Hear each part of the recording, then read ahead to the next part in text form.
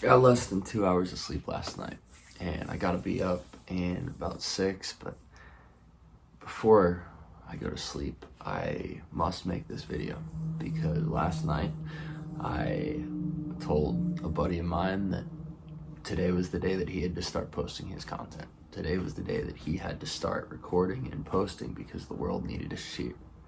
But the world needed to hear what he has to share. And for me to say that and then not make the video that my mentor told me to post, a long form YouTube video talking to the camera for 10 plus minutes, which I have not done yet. I do other social media, I do short form vertical stuff, but have not done a long form talking video like this. So I'm excited to give it a go. But yeah, just could not ask someone to do something without actually doing it myself. The reason for this video, I heard a quote today, or strategy, I should call it, that I think is going to be really impactful in my journey with sobriety. The reason I got like an hour and a half of sleep last night is because I'm at this event with lots of dear friends, and not everybody, a bunch of the people got in yesterday, and so we're all seeing each other at different times, and I came back from a dinner, and a couple other people came back from their evening out, and then my other buddy texted and said, hey, we're all downtown, come meet us for a drink. So he sends me the name of the bar. I had dinner there on Tuesday because I got in a couple days early for another event, and I'm thinking we're gonna go down, we're gonna have a beer, we're gonna give some hugs, maybe play a game of pool, and then head back to the hotel and go to sleep. Now, downtown on Saturday was very, very different from downtown on Tuesday. So the chill bar was no longer a chill bar. There was a line all down the sidewalk and around the corner, and the group that I was with, we got in line, but then I got a text from my buddy, and he said, oh, we're actually across the street now at this other spot. So we go across the street, we get in that line, we see them all waiting outside, they're still in line as well, and the music is pumping. I'm like, oh boy, this is a different vibe altogether. So we go inside. It's like this old barn looking building, 2 DJs in different spots, like full on club vibes. And I'm like, oh boy, it's fun. We'll dance, we'll hang out, have a good time.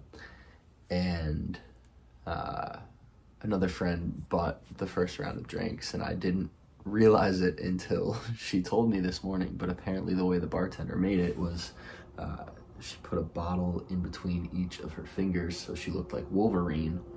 She poured from all of the bottles into these buckets and topped it off with blue Curacao. So just more than the 1.5 drinks I thought I was having in this little bucket thing. And night goes on, have another drink or two. Ended up leaving the club when it closed at 2 a.m, getting an Uber back to the hotel, and then going to another room of another friend that was at the hotel, and hung out there for another hour or two, had another little sip of something there, and woke up in the morning and just felt obliterated. I was in really, really rough shape, and I have had a tendency to overindulge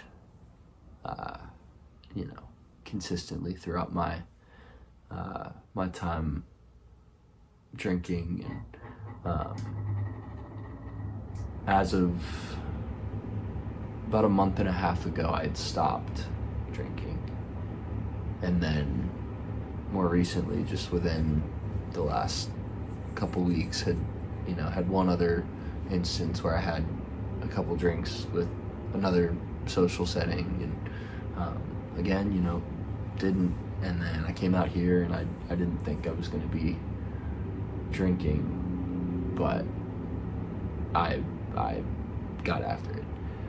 And so I received a piece of advice today that we have a cool tradition here where we have these groups where we get to share some of the deeper things that are going on beneath the surface, things that you wouldn't tell anyone else unless it's a close friend, and it's all done with the standard of confidentiality. And so I'm doing my share. I'm talking about I don't like that I'm falling back into this trap. I'm catching myself doing something I said I wasn't going to do, and I feel weak. I feel disappointed with the lack of integrity in that. And if why can my values not just be strong enough to where it's not even a decision? It doesn't happen. And a friend in that group shared the idea that the language we use is very powerful, and rather than looking at these substances as it's fun here and there, it's just like, think about the effects that actually come with them. Think about the hangover. Think about the 2-3 days of brain fog that come after a night of drinking like that. For me, it's cannabis as well. So think about, like, I feel myself getting dumber when I smoke, especially when I smoke multiple days in a row, especially when I smoke like during the day, or like when I have other things I need to be doing. I feel like I take the capacity and the effectiveness of my brain, and I just dial it back, and I slow it down. I put this like film over it so that I'm not fully present or fully able to show up and deliver the way that I need to. And this idea that it's not a judgment on anyone else. It's not saying that drinking is bad for everyone.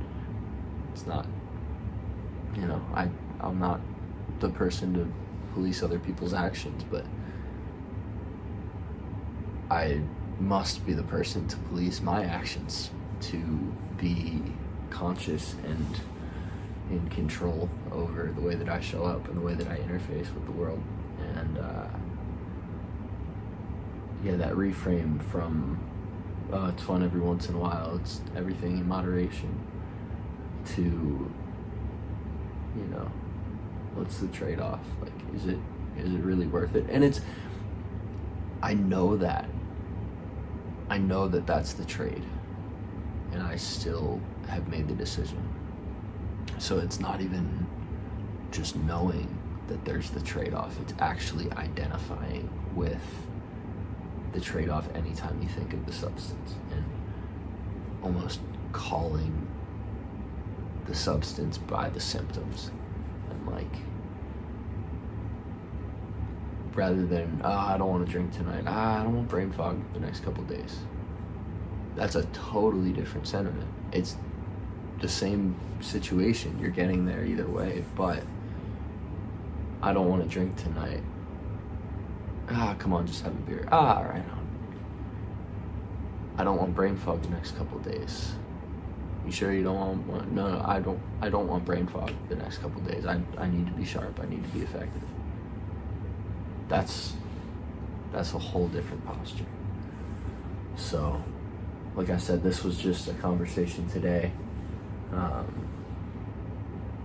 Tonight was the first night after that, with being presented the opportunity to drink and choosing not to, which good start. I wrote in my journal like the time and date of the last one last night, and I'm hoping that'll be the last one for a long time. I'll be able to look back on that timestamp and that conversation, and just be sharper, be more clear, be more present. I don't like feeling less of myself. I don't like feeling dumb. I don't like brain fog. I don't like having a headache. I don't like feeling sick. I don't like feeling tired. I don't like feeling like pissy, low energy. So if you're someone that struggles with substances or any negative habit that you find yourself doing, even though consciously you know it's not what's best for you, I challenge you to do the same. Identify the symptoms and the after effects, and start speaking about it when presented the opportunity to do those things. Is the effects. I'm tempted to scroll, like, oh well, I don't want to waste 3 hours. I don't want to fry my dopamine circuitry. I don't want to witness 11 different emotions in the span of 60 seconds and short my brain's capacity for deep feeling. That's very different from, I don't want to scroll. I don't want to take a break from what I'm doing and watch a little bit of TikTok. Like, yeah. I'm trying to think if there's anything else to say on this, or if I'm just repeating myself at this point. But again, this is the first video, so if you're still here, we're 12 minutes in. I really appreciate you sticking around. I appreciate you being present for this. We'd love to have you introduce yourself in the comments.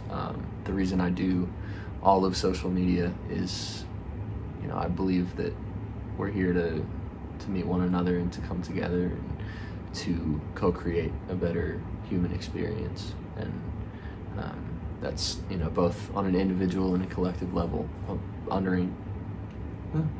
understanding ourselves better, being able to show up with more love, more joy, more gratitude, and also collectively, as we each do the work, rising tide lifts all ships. And with the clothing brand and the music and the other stuff, supporting causes and projects around the world, and looking out for our brothers and sisters in this big ol' group project, Team Earth, we got going on here.